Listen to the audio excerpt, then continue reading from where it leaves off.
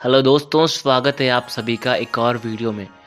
आपने पिछले video part first में देखा कि भगवत गीता की 21 लर्निंग्स में से आप 14 लर्निंग्स को तो बहुत इजीली समझ चुके थे। आज की वीडियो में 15 से लेकर 21 तक हम बारीकी से जानेंगे कि क्या वो सीख हैं जिन्हें हम अपनी लाइफ में आजमा सकते हैं और एक बेहतर इंसान बन सकते हैं। तो सीख नंबर 15, आपकी ज़िंदगी केवल तब बदलती है जब आप अपने सोचने का तरीका बदलते हैं। जब आप एक अलग तरीके से सोचते हैं, जब आप उन सब चीज़ों को एक अलग नज़रिए से देखते हैं जो आज आपके पास में है। केवल आपका खुद को अलग देखना और अलग सोचने का तरीका ही आपको इस दुनिया में सबसे अलग बना सकता है। हम सब अपनी लाइफ में बहुत कुछ करना चाहते हैं। हम सब सपने देखते हैं कि मेरे पास करोड़ रुपए आ जाएं। हम सब देखते हैं कि मेरे पास एक शानदार बड़ी सी कार होनी चाहिए, मेरे पास बहुत ही प्रॉफिट वाले बिजनेस होने चाहिए। ऐसा सोचना बहुत अच्छी बात है। सोचिए, हर किसी को हक होता है सोचने का।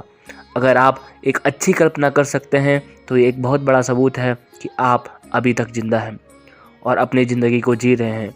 आपको अपने बड़े बड़े सपनों के साथ में अपने सोचने का तरीका भी बदलना पड़ेगा। अगर आपको वो सब हासिल करना है जिनको आज तक आप हासिल नहीं कर पाए, तो आपको आज से ही कुछ ऐसा करना पड़ेगा जो आज तक आप नहीं कर पाए।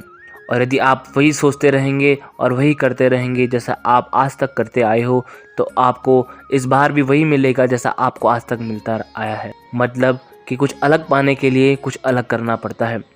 अपने सोचने का अलग नज़रिया आपका अपनी परिस्थितियों को देखने का अलग नज़रिया और अपने काम करने का एक अलग यूनिक तरीका ही आपको एक अलग यूनिक और महान इंसान बना सकता है।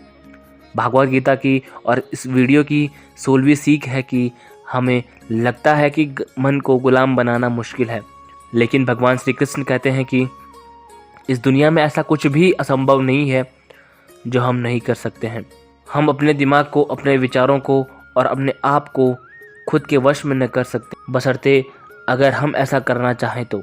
और अगर इसका अभ्यास करें तो जब श्री कृष्ण अर्जुन को कहते हैं कि अर्जुन, तुझे अपने मन को काबू में रखकर अभी केवल और केवल अपने युद्ध पर ध्यान देना चाहिए, तो अर्जुन कहते हैं, हे कृष्ण, आपने तो बस कह दिया कि अपने मन को काबू में कर, और यही मन बीमारी की ही और हर दुख की एक जड़ है।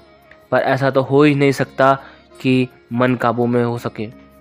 तो फिर ऐसा कौन सा तरीका है जिससे मैं अपने मन को काबू में कर सकता हूँ?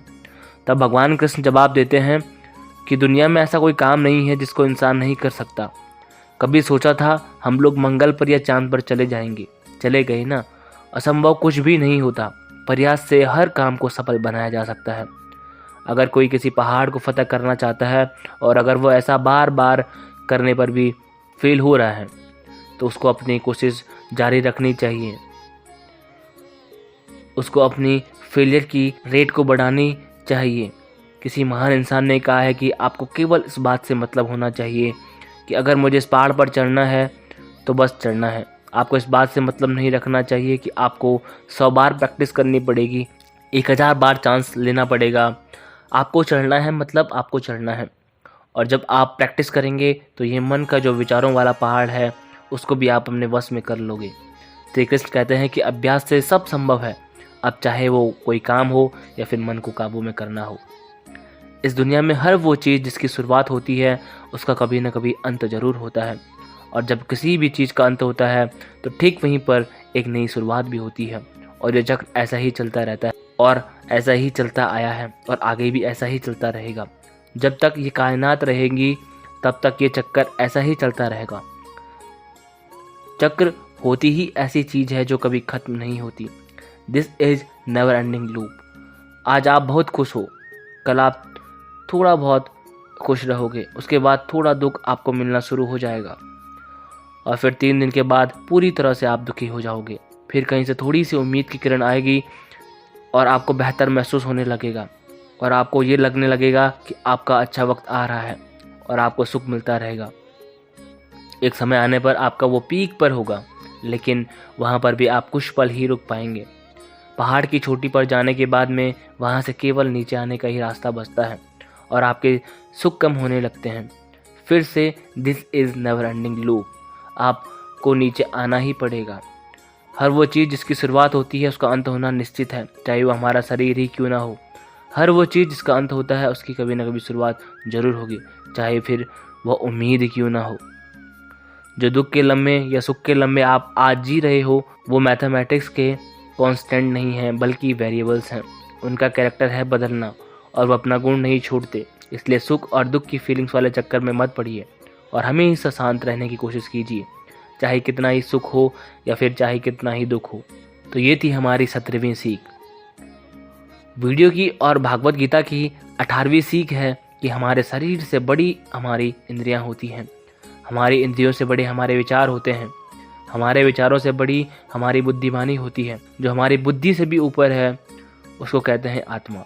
ये सीख थोड़ी सी आध्यात्मिक लगती है, लेकिन मैं आपको इस तरीके से समझाने की कोशिश करूँगा कि आपको ये समझ में आए और आपकी आज की लाइफ पर आप इसको अप्लाई कर सकते हैं। श्री कृष्ण भगवत गीता में कहते हैं कि हमारे शरीर तो सबसे नीचा है। जो केवल अपने शरीर के बारे में और उसके प्लेजर के बारे में सोचता है उसका लेवल सबसे नीचे रहता है। उससे ऊपर उठकर कोई इंसान अपने विचारों में जीता है तो वहाँ से चांसेस होते हैं कि वो कुछ ऐसा भी सोचे जिससे उसकी ज़िंदगी पूरी तरह से बदल जाए, वो कुछ बड़ा काम कर जाए। वो जो विचारों से भी ऊपर उठ करके इंटेलिजेंस वाले लेवल में आता है तो वो ही अपने इंटेलिजेंस से, अपने थॉट से, अपनी डिजायर्स और अपनी बॉडी, इन तीनों को कंट्रोल में कर सकता है। और जो स्पिरिचुअल लेवल पे आ जाता है, जैसा कि श्री कृष्ण बोलते हैं कि कर्म तो कर लीजिए लेकिन ये सोचकर मत करिए कि मैं कर रहा हूँ, ये सोचिए कि भगवान स्वयं कर रहे हैं वो कर्म। तो अगर आप ऐसा सोचोगे, इस लेवल पे अगर आप सोचोगे तो आप इंटेलिजेंस के लेवल से भी ऊपर चले जाते हैं। सीख नंबर 19, खुश रहना या दुखी रहना आपकी खुद की मानसिक अवस्था है और इसका बाहरी दुनिया से कोई लेना देना नहीं है। Being happy and being sad, these both are your choices. ये खुशी और दुख जैसे मान लो कि दो कुएं हैं, अब आपकी मर्जी है आप सुखी वाले कुएं में रहना चाहते हो या दुखी वाले कुएं। ये टोटली आप पर डिपेंड करता है। तो हमेशा सुखी वाले या फिर खुशी वाले कुएं में रहने की कोशिश कीजिएगा। यदि आप दुखी वाले कुएं में एक बार गिर जाते हैं तो आपको वहाँ पर कोई भी कितना ही मोटिवेशनल स्पीकर या फिर कोई भी आपको उस कुएं से बाहर नहीं निकाल पाएगा। इसलिए ये आपकी चॉइसेस हैं, आप कहाँ पर रहना पसंद करते हैं। सीख नंबर 20, दुनिया में हमारा सबसे बड़ा शत्रु हमारा मन है।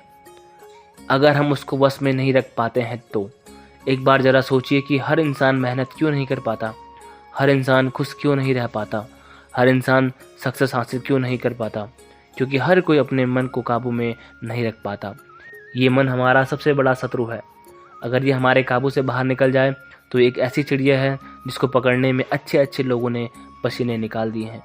अगर हम चाहें तो हमारे मन को हम अपने सबसे बड़े मित्र में बदल सकते हैं। हम अपने मन को काबू में करके उन सब कामों को बेहतर ढंग से कर सकते हैं जिनको करने में हमें मज़ा नहीं आता, लेकिन जिनको करना हमारे लिए ज़रूरी होता है।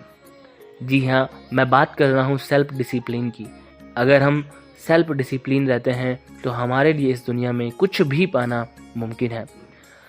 इस वीडियो की आखिरी और 21वीं सीख है, ये लाइफ ना तो पास्ट में है और ना ही फ्यूचर में है। अगर लाइफ है तो वो केवल और केवल प्रेजेंट यानी कि वर्तमान में है। हम पास्ट को याद तो कर सकते हैं और उसमें किए गए कर्मों के फल को भुगत तो सकते हैं। इवन आज की डेट में भी जो काम हम कर रहे हैं कभी फलस्वरूप हमारे भविष्य में हमारे सामने वो खड़े होंगे। इसलिए हमारा उद्देश्य होना चाहिए कि हम आज अपने वर्तमान में अपने काम में मन लगाएं, क्योंकि जो भी काम आज हम करते हैं वो एक बीज की तरह होता है और ये जो कर्म का बीज है वो एक न एक दिन ज़रूर पनपता है। अब वो डिपेंड करता है कि वो बीज कभी कभी जल्दी उगाता है तो कभी कभी थोड़ा लेट, लेकिन पेड़ ज़रूर बनता है। कोई इंसान पेट से अच्छा या बुरा नहीं होता, बल्कि उसके काम ही उसको अच्छा या बुरा बनाते हैं, क्योंकि इंसान की पहचान नाम से नहीं बल्कि उसके काम से होती है। इसलिए इंसान को हमेशा बड़े काम करने चाहिए। तो आशा करता हूँ आपको यह वीडियो अच्छा लगा होगा। यदि आपको वीडियो अच्छा लगा है तो कृपया लाइक कर दें और कमेंट पर ज़रूर बताएं। मिलते हैं अगली वीडियो में, तब तक के लिए जय हिंद, जय श्री राम।